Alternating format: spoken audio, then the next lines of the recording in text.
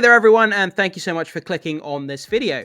So we're going to be discussing Monarch Legacy of Monsters. There's going to be no kind of structured website. We're not going to be following any kind of news articles like we usually do on the channel. It's just going to be jumping around on Twitter or X, whichever you prefer to call it. And we're just going to dive into some of these posts, talk a bit about the series and specifically episode 9, which dropped in the last few days, and kind of talking about spoilers. So you have been notified here. We are going to be talking about spoilers. So if you're not up to date with the show, perhaps go back and get yourself up to date and then come back and watch this video when you're ready. But yeah, guys, so episode 9, obviously Keiko is alive. She is cool ASF, but now she's a Titan Slayer. I wouldn't go that far. Let's play this scene in the background while we talk about it. So yeah, towards the end of episode 9, Kate, the main character, she woke up in the Hollow Earth at the end of the episode. She was being pursued by this hog. This kind of hog-like Titan here. Is it really a Titan? Because it's not the same size as what you would call a Titan usually. But she's being pursued by this hog-like animal creature. And at the last minute, an arrow gets fired into the side of his head. And then it gets revealed that Keiko is alive. Or Keiko, however you say it. I saw this coming a mile off. It was so obvious that she was going to pop up again. I think it was one of those kind of classic tropes. Where you think someone's died and then they pop up at the end. I saw it coming a mile off. It wasn't that surprising. It's pretty cool to still see, but I don't think it was all that surprising. But episode 9 was one of the better episodes in the series for me. There has been some episodes where it's been a real slog to get through. It's focused on the 3 main characters in the current storyline, with Kate, Kentaro, and May. I don't think those characters are all that compelling. I don't know if you guys agree with me on that, but I haven't found them all that compelling. And sometimes I have the tendency to want to kind of fast forward through their scenes because I just don't find them interesting. The show should have primarily focused on the 1950 storyline, when Monarch was being formed and, they were just getting into discovering the Titans. I think that's where the show really shines. But there has been some episodes where it's been a real slog to get through. Episode 9 was great, and it looks like episode 10 is going to be even better. But yeah, let's keep having a read through these posts and just see what people are saying. So, no wonder Monarch is so afraid of Lee Shaw. The man is a menace. In less than a week, he broke out of contamination twice. He broke out of containment, not contamination. In less than a week, he broke out of containment twice, galvanated across the globe, picked up some grandkids, bullied some Titans, and amassed a small army to blow shit up. Yeah, I mean, that's true. That is absolutely true. The guy is a pretty cool character, I'm not going to lie. Having Kurt Russell and Wyatt Russell playing father and son in this role was a really smart idea. And I think, they're pretty cool characters. So I'm not going to lie. Certainly better than the other 3 characters, that's for sure. So let's have a quick look on this post here about Keiko. And let's see what people are saying about it. I'm annoyed this happened, to be honest. Like, I get she survived the fall, but how did she not get fucking eaten by all those bug things that were all over her? Yeah, so I can't remember which episode it was. Was it episode 1 or 2 or something like that? Obviously, they're in Kazakhstan. They're at the nuclear facility. And she gets eaten by, all these endoswarmer bugs. And I'll put a picture up here. And, yeah, so she's absolutely amassed in all these kind of bugs that are kind of, consuming her. And then that was kind of, the last time that we saw her. And how did she not get eaten or killed by all those bugs? That's kind of mysterious, but whether it's going to address it in episode 10, we'll have to wait and see. So Monarch is just like Ant-Man movie Quantumania. That is a great analogy, actually. Yeah, I never actually thought about that. But yeah, I guess it is in a way. I mean, you go to this fantastical realm where it's filled with these kind of fantastical creatures. The laws of physics don't really kind of gel with what we're used to. And there's all these kind of fantastical elements. Things don't work like they normally do on the surface of Earth. And anything goes, really. I mean, you've got all these crazy electrical fields, all these different monsters, these weird insects. And, yeah, it feels a bit kind of Quantumania. Yeah, absolutely. It's a great analogy. Oh my god, I knew it. I thought she would be beaten by the monsters in the cave in the 50s. The creatures didn't eat her. Anyway, Keiko, badass. Yeah, that's the thing. That's a mystery. So she didn't get eaten by all those endoswarmer bugs. So what actually happened to her? I'm not really sure. People spoiling an episode of a show that hasn't even been out for 48 hours yet. Yeah, but guys, you got to remember the internet is full of spoilers everywhere you go. If you don't want a show or a movie spoiled, it's up to you to hide yourself or shield yourself from the spoilers. You know that the internet's going to be full of spoilers, and if you choose to go onto the internet and open up social media, you're opening up yourself to get spoilers revealed to you. So you only have yourself to blame. If you don't want to see spoilers, don't open up social media. Don't go on movie news websites until you've seen the episode. You know, it's like, that's a smart thing to do. So let's keep going down. Godzilla Verse. Yeah, this scene's pretty cool. I love the design of the boar. The boar actually looks really cool. Is it considered a Titan? Because it's not like on the same scale or size as what we consider a Titan, like a size of a building. I think it's just classed as a creature, you know, like a otherworldly creature. But yeah, I love it. It's kind of really cool. You can imagine it's got all these plants and kind of sticks and twigs kind of built into its back. So if it was laying down on the floor, it'd be real camouflaged into the environment. But yeah, menacing kind of teeth, and yeah, I think it looks really cool. As I say, it gets shot with an arrow in its head. Let's see if we can find it. Let me just mute the audio quickly.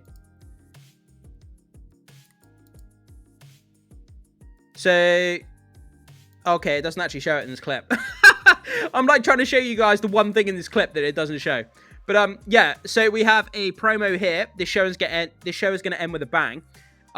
This looks insane. We have this bat. I can't remember what the name of the bat is. It's got a really cool name. But yeah, so you got Godzilla facing off against this bat. And man, look at that. Just absolutely smashes him with his atomic breath. Look, like grabs him out of midair, slams him to the ground, and then just atomic breath straight into him. If he's not dead from that, then I have no idea what's gonna happen there. But look, this is insane. Smash to the floor and atomic breath in the face. Godzilla's a beast. Absolutely smashes the bat to pieces. I love it. I think it's fair to say that Bill Randa is now the most characterized character in Legendary's Monsterverse. Yeah, I think he's a great character. He's really compelling. I really like his character, played by both of these actors. I think he's a really cool character. As I say, I think the show should have focused on the 50s rather than being in modern day times with those three characters. Mei, Kentaro, and Kate. They're not compelling whatsoever. At least for me, they're not. Guys, let me know what you think about that. I've read a lot of comments about people that say the show should have been set in the 50s. It would have been a lot more interesting. So, obviously, we've got that scene here with Keiko appearing. Very Green Arrow vibes. If you guys have seen the Green Arrow show, that's the kind of vibes it gave me. Definitely. But yeah, she's cool. She's one of the more compelling characters in the show. I saw this a mile off. It's one of those classic tropes. Someone disappears throughout the series or the movie just to be revealed that they're still alive. Yeah, like I say, saw it coming a mile off. It's still pretty cool to see her back because I think she's one of the more compelling characters, as I say. But we'll have to see where it goes in episode 10. As to how she survived for so long. Maybe they've set up a base somewhere. Not really sure. Do you guys think he remembers faces of the humans he sees? Do you think he remembers seeing Kate before? Yeah, I think so. Like this Godzilla, I think he definitely remembers humans. I think he has the capacity to remember humans. But like, what is the IQ of a Godzilla? Like, how intelligent and smart is this creature? That's a good, compelling question to sort of ask. So, Monarch Legacy and Monsters, Kentaro's life story. discovers his dad had a secret family. Discovered his dad faking his death. Ex-girlfriend leaving him for his new sister. Doesn't even have a job. Keeps getting his ass kicked by monsters. Yeah, he's had a pretty bad time.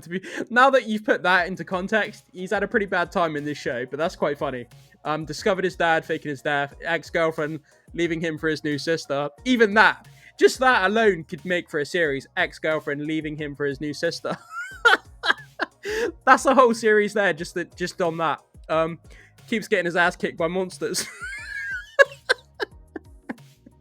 Yeah, we need to do a Kentaro show. That would just be hilarious. As expected, Keiko is alive. Yeah, as expected. Exactly, that's what I said. It is expected. So yeah, there's the scene there. So he gets the arrow shot into the side of his head. The size of this creature, I don't think this would have affected him whatsoever. I think he would have still continued to charge at Kate, if we're being realistic. As expected, Keiko was alive and made cool as fuck entrance and hit the ball with an arrow in style. Monster Slayer is here. She's not a monster slayer. She didn't kill any monsters, so I don't know why people keep calling her a monster slayer. The Russells. Yeah, I really liked that when he was sat in the nursing home thing, and it kind of just showed a reference between father and son. Monarch Legacy of Monsters, Episode 8, Birthright. Obviously, that was when they tried to breach a hole into the Hollow Earth, and that's when they fell through. This kind of monster-esque thing came out of the hole when they were in Kazakhstan in the nuclear facility. This monster was pretty damn cool, man. He's pretty scary as. But it's definitely cool seeing these smaller monsters, not just the huge mega titans that we're used to. Seeing these kind of designs on these monsters, they look really awesome. Oh, Monarch, I really hate you for doing this to me, to my man, Lee Shaw. He spent 20 years in Axis Mundi and remaining years at Monarch facility for nothing. Wyatt Russell and Kurt Russell are carrying this show after the monsters. Oh, yeah, definitely. If they weren't in this show, it would be nowhere near sort of as good as what people are saying that it is. When it comes down to it, in a year's time, there's going to be certain parts of the show with the Titans that I'll remember, but most of it, as I say, the modern characters are just completely forgetful to me. Worst cut of all time. Yeah, when it goes, this was so weird in episode 9, right? So it goes from this like emotional scene with Kentaro and his mum, and they're talking, you know, how about he thinks he's lost his sister and he's lost May, and it all of a sudden cuts to Monarch. And then they're playing this weird like R&B music, and it's such a weird cut.